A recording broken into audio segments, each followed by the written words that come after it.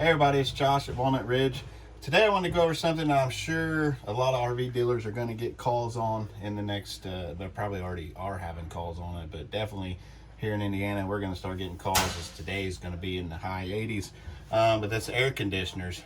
We start to see a lot of problems with air conditioners when it gets warm. Obviously that's when they're being used, and that's when you find out you have a problem. This particular one that we're looking at in here is a Dometic air conditioner. This one actually has this touch sensitive thermostat, which these can be pretty finicky.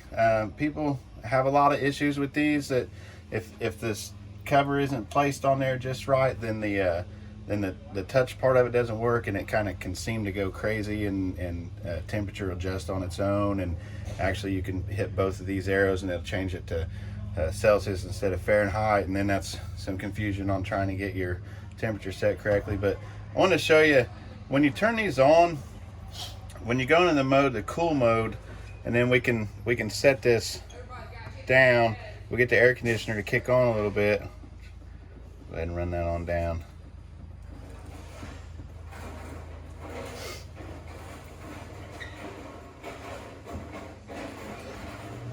Now we can hear the air conditioner's kicked on. Everything's running great. You got your camp set up, you got your air running, you're trying to get the unit cool.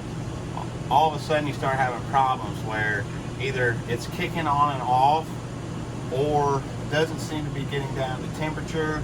The air blowing through doesn't feel quite as cold as what you think it should.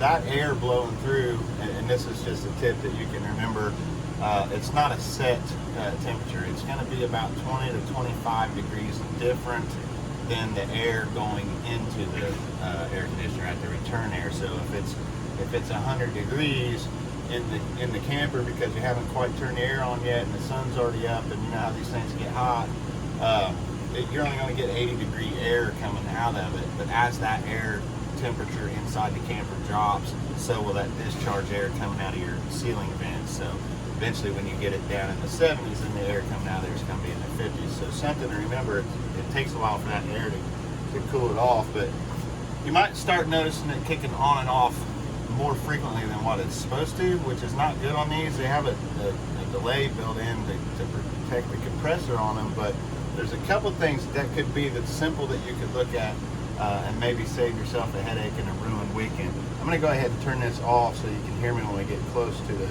air conditioner.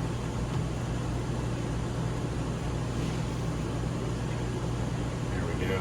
We'll let that kick off. And I want to show you here. First obvious thing, we take this filter off of here. You always want to make sure that we clean the filter out periodically. If you use the camper a lot every weekend, you're going to do it multiple times. And then if you have pets with you, you got to think about all the dust that you'll get from pets, and then if people smoke inside of it or whatever, you're really going to get these filters dirty, and it's important that they stay clean. That's protecting the air that's going to go up across those coils that the compressor's running that coolant through. And if those coils get dirty, the air can't flow through it. What'll happen is it'll start to ice up, and then it'll shut the air conditioner down because it's building a layer of ice over the front of it.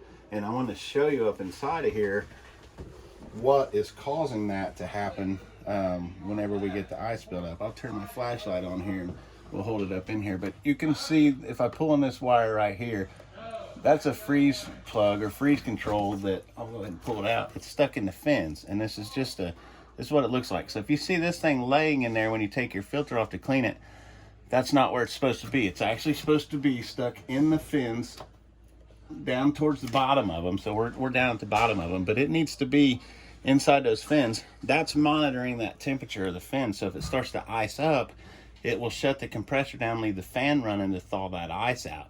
If your filter's dirty, that's going to happen a lot faster. So this thing's going to kick on and on and off the whole time, and it's called short cycling. If that's not in it, it's not able to monitor that, and then it might ice up completely, and then eventually you'll just feel warm air blowing out. So just a couple simple things that you could look at on your air conditioner, but the most important thing, keep that filter clean. Clean it often, and everything should run smoothly as long as that freeze control is in and your filter's clean. Thanks.